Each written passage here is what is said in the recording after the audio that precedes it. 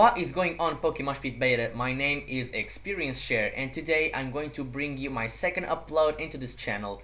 This time I'm going to do a Pokemon Showdown match in the YouTuber tier. As for the teams, I am running Mixed Zekrom, Choice Scarf Kyogre, Shell Smashing Omastar, Extreme Killer Arceus, Fortress and Giratina O with Substitute and Dragon Tail. As for my opponent's team, he was running Lugia, Ferrothorn, Darkrai, Kyurem Black, Arceus, and Kyogre. So looking at leads, I was predicting him to either lead off with his Ferrothorn or his Kyogre. Both scenarios, my Giratina handles him just fine, even though Ice Beam hurts.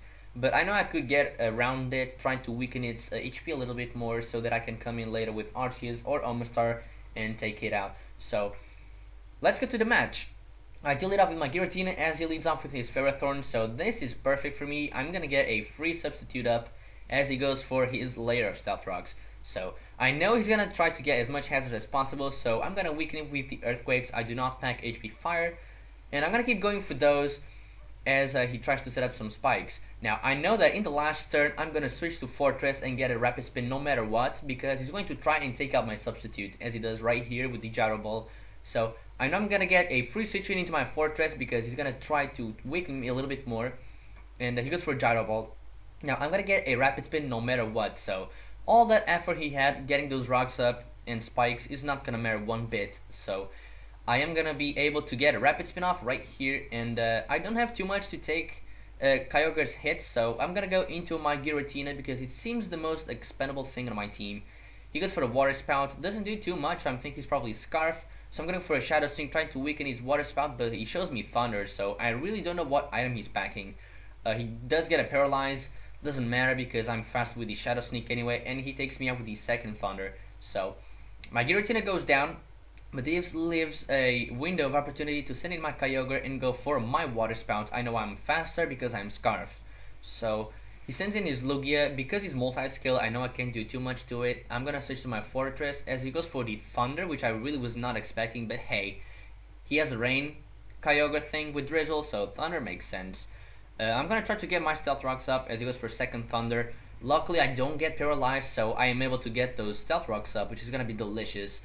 I'm gonna switch out to my Zekrom, predicting another Thunder as he gets another Paralyze, so he's hexing the hell out of me in this match. I know I'm going to be able to knock it out with the Fusion, not the Fusion, the Bolt Strike, because of the Terra Bolt or Terra Volt ability or something, because it negates his multi-scale. He does surprise me with the Ice Beam there. Now, I know I'm faster, so I'm going to go for a Draco, but I miss, and this lets him set up his Stealth Rocks. I'm going to go for another Draco and I get paralyzed, so he weakens me with the Gyro Ball a little bit more. And I get paralyzed again, so not only he gets his Stealth Rocks, he gets his Spikes up. Because of that, those 3 turns of hacks. This is gonna matter so much. Anyway, I take it out. He sends in his Arceus. I do not want to switch out because I'll die to hazard, so I'm just gonna go for a Bolt Strike. He goes for an Extreme Speed. I don't see Life Orb, so he's probably a Silk Scarf. I'm gonna go with my Omastar, go for a Rain Boosted Hydro Pump, and he lives with 1%.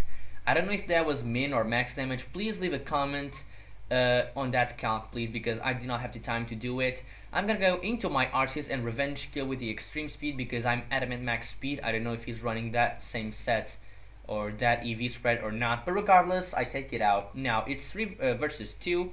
I'm gonna go for an Extreme Speed as I know he will Dark Void, but I was forced to do this because Fortress dies to hazards and I need Kyogre.